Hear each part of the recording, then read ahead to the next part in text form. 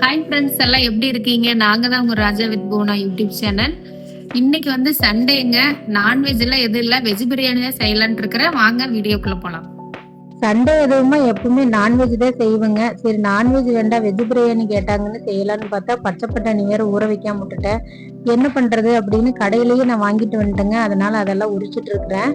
முடிஞ்ச அளவு நம்ம வந்து இந்த மாதிரி வாங்கிக்கிறத நல்லதுங்க. ஃப்ரெஷ்ஷா இருக்குது பார்க்கவே. அப்புறம் பார்த்தீங்கன்னா கேரட்டு, பீன்ஸு, நூல்கோல் வாங்கினேங்க. பெரிய வெங்காயம் ஒரு 4, தக்காளி எல்லாம் ரெடி பண்ணி எடுத்துட்டு அதுக்கப்புறம் கிச்சனுக்கு போயிடலாம் அப்படின்னு உட்காந்து ஒன்னொன்னா எல்லாத்தையும் ரெடி பண்ணிட்டு இருந்தேங்க.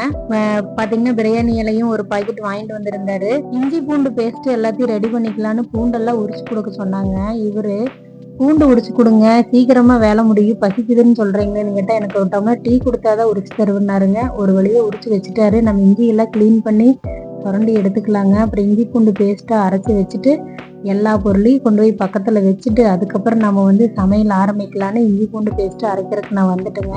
அப்படியே மீன் மேக்கரையும் ஒரு குண்டாவில் போட்டு ஒரு சேரை போட்டு நல்லா கொதிக்க வச்சாச்சுங்க. சுடுதண்ணியில கொஞ்சம் ஒரு கொதி வரட்டும் அப்படின்னு.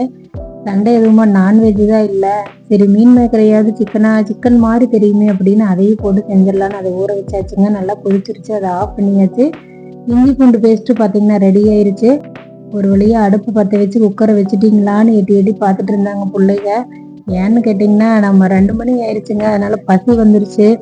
அதனால பிள்ளைங்க வந்து பசிக்குதுன்னு இருந்தாங்க.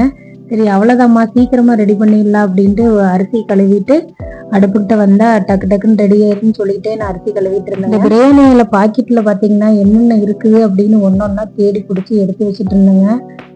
இந்த அன்னாசி பூ இருக்கா, கல்பாசி இருக்கா, பிரியாணியில எத்தனை வீட்டில் ஒரு 3 வச்சிருந்தாங்க. நான் 2 மட்டும் போதுன்னு எல்லாம் தேவையான அளவு மட்டும் எல்லாம் ஒன்னொன்னா எடுத்து வச்சுட்டேங்க. அதை அப்படியே அந்த பக்கம் வச்சுட்டு வாசத்துக்காக ஒரு சின்னதா ஒரு ஏலக்காய் ஒன்று குட்டின்னு ஒன்று போட்டேங்க. அப்புறம் 4 முந்திரி, 4 மட்டும் போதும் அப்படின்னு சொல்லிட்டு அதையெல்லாம் எடுத்து வச்சாச்சுங்க. அதுக்கப்புறம் பட்டை கிராம்பு எடுத்துக்கலாம் அப்படின்னு பார்த்தீங்கன்னா ஒரு 4 கிராம்பு 2 பட்டை அப்புறம் ஒன்னொன்னா தேடி எடுத்து வச்சுட்டு இருந்தேங்க. கொஞ்சம் சோம்பு கொஞ்சம் போட்டுக்கலாம். நான் எப்பவுமே தாளிக்கிறதுக்கு வந்து பார்த்தீங்கன்னா சோம்பு போடுவேன். அப்படியே ஒரே செட்டா எண்ணெய் காஞ்ச உடனே அப்படியே கொட்டிடலான்னு ரெடியாக எல்லாம் தட்டத்தில் எடுத்து வச்சாச்சுங்க. இங்கே பார்த்தீங்கன்னா பச்சை பட்டாணி, கேரட், பீன்ஸு எல்லாமே ஒரு குண்டாவில் ஊட்டெல்லாம் ஊற வச்சுருந்தேங்க. எண்ணெய் நல்லா காஞ்சிருச்சு. எண்ணெய் நல்லா மணம் வர அளவுக்கு காஞ்சிருச்சுங்க. அதனால எடுத்து வச்சதெல்லாம் உள்ளே போட்டாச்சு. நல்லா வெடிச்சு வாசம் வருதுங்க. சூப்பராக இருக்குது. நான்வெஜ் தோத்து போயிடணும் தான் இருக்குதுங்க. நல்ல ஸ்மெல்லு.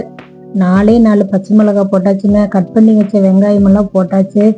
நல்லா அது பொன்னிறமாக வணங்கட்டுங்க. அதுக்கப்புறம் நாம் வந்து தக்காளி போட்டுக்கலாம். பார்த்தீங்கன்னா இது வணங்குறதுக்குள்ளார எங்கள் வீட்டில் வந்து சீக்கிரமாக சாப்பிடணும். சண்டேவே வேஸ்ட்டாக போயிட மாட்டேருக்குது. 2 மணி பண்ணிட்டீங்கன்னு திட்டிட்டு கிடந்தாங்க. என்னங்க பண்ணுறது, சண்டேன்னு சொல்லிட்டு இருக்கிற வேலையெல்லாம் ஓர்த்து பண்ணிட்டு நம்ம சமையலுக்குள்ளே வந்தால் எப்படி லேட் ஆயிடுதுங்க. அதுக்கு தகுந்த மாதிரி நம்ம தான் வேலையை ரெடி பண்ணிக்கணும். தக்காளி உள்ளே போட்டாச்சுங்க. தேவையான அளவு உப்பு பார்த்தீங்கன்னா ஃபுல்லாகவே நான் போட்டுட்டேன். அதனால் அதையும் கொஞ்சம் நல்லா கலக்கி விட்டுக்கலாம். நல்லா வணங்கி வந்ததுக்கு வந்துருச்சு. அதுக்கப்புறம் பார்த்திங்கன்னா இஞ்சி பூண்டு பேஸ்ட்டு அது நல்லா வணங்கி வரட்டுங்க. பொன்னிறமாக நல்லா எண்ணெய் பிரிஞ்சு வர அளவுக்கு நல்லா வணங்குச்சுன்னா அதுக்கப்புறம் நம்ம வந்து இந்த மசாலா ஐட்டமெல்லாம் கொஞ்சம் போட்டுக்கலாங்க. இஞ்சி பூண்டு பேஸ்ட்டு எல்லாத்தையும் போட்டு நல்லா கலக்கி விட்டுக்கலாங்க. இந்த மசாலா பார்த்தீங்கன்னா நான் எப்போவுமே வீட்டில் நான் அரைச்சி வச்சிருவேங்க. இதில் என்ன அப்படின்னு பார்த்தீங்கன்னா பட்டை, கிராம்பு, ஏலக்காய் இதெல்லாம் வந்து நல்லா வெயிலில் காய வச்சு பவுடர் பண்ணி வச்சுக்குவோங்க. இது கூட இஞ்சி பூண்டு பேஸ்ட் மட்டும் போட்டு சிம்பிளாக செஞ்சாவே சூப்பராக இருக்குங்க. தேவையான அளவு வரமிளகாத்தூள் எடுத்துக்கிட்டுங்க. உங்களுக்கு எவ்வளோ தேவையோ அவ்வளோ போட்டுக்குங்க. நான் ஒரு சும்மா 1.5 ஸ்பூன் போட்டேன். அப்புறம் பிரியாணி மசாலா கொஞ்சம் போட்டுக்கிட்டேங்க. இது சும்மா நம்ம டேஸ்ட்டுக்காக தான் போடணுங்கிற அவசியம் இல்லை. அந்த பொடியிலேயே எல்லா ஸ்மெல்லும் வருங்க, சூப்பராக இருக்கும். அப்புறம் பார்த்தீங்கன்னா காயெல்லாம் நம்ம அலசி வச்சுருந்தது எல்லாத்தையுமே எடுத்து போட்டுக்கலாங்க. அதெல்லாம் ஒன்றும் இல்லாமல் எல்லாம் கழிஞ்சி போட்டாச்சு. அப்புறம் பார்த்தீங்கன்னா மீன் மேக்கிற தண்ணியில் சுடுதண்ணியில் போட்டு வச்சுருந்தேங்க. அது 2-3 தடவை நல்லா கழுவி எடுத்தாச்சுங்க. அதுக்கப்புறம் பார்த்தீங்கன்னா நல்லா தண்ணி இல்லாமல் டைட்டாக புழிஞ்சு தான் போடணும். இல்லைன்னா ஒரு மாதிரி தண்ணி விடுற மாதிரி இருக்குங்க. எல்லாத்தையும் ஒரு கலக்கி விட்டுறலாங்க. அப்புறம் பார்த்தீங்கன்னா நம்ம எடுத்து வச்ச மசாலாவை பார்த்தீங்கன்னா எல்லாத்தையும் ஒன்றா போட்டுட்டு மறுபடியும் ஒரு கலக்கி விட்டுக்கலாம். மசாலா போட்டோன்னே நல்லா கலர்ஃபுல்லாக தான் ஆயிடுச்சு. அவ்வளோதாங்க, அரிசியும் கழிஞ்சு போட்டோம்னா வேலை முடிச்சதுன்னு நினைக்கிறேன். அப்புறம் இந்த புதினாவை பொரிங்கடா அப்படின்னு சொல்லி சொன்னா பிள்ளைகள்கிட்ட பார்த்தீங்கன்னா ஆளுக்கு ஒரு ஃபோனு டிவி பார்த்துட்டு இருக்கிறாங்க. அந்த வேலையை நம்ம தான் செய்யணும் மாட்டிருக்குதுங்க. எல்லாம் ஒரு வழியை பொரிச்சு எடுத்தாச்சு.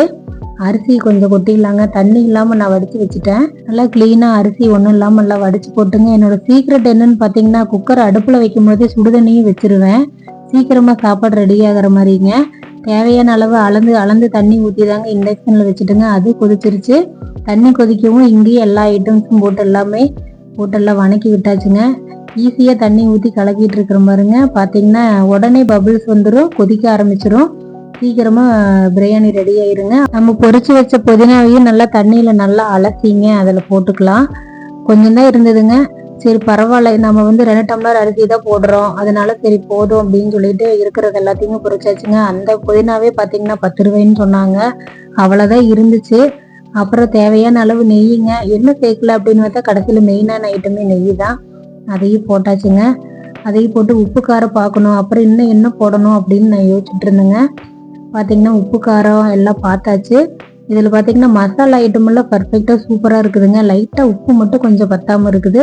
அதுக்கு கொஞ்சம் போட்டுட்டோம்னா அவ்வளோதாங்க, ஃபினிஷிங் தான். அப்புறம் என்ன ஃபைனல் டச் என்ன இருக்குது, லெமன் புளிய மறந்துட்டோம். லெமனையும் கொஞ்சம் 4 சொட்டு மட்டும் புளிஞ்சு விட்டுட்டுங்க. ஒரு கலக்கி விசில் போட்டால் ஒரு 2 விசில் வந்தால் போதுங்க. ஏன்னா அரிசியை ஏற்கனவே ஊறிடுச்சு.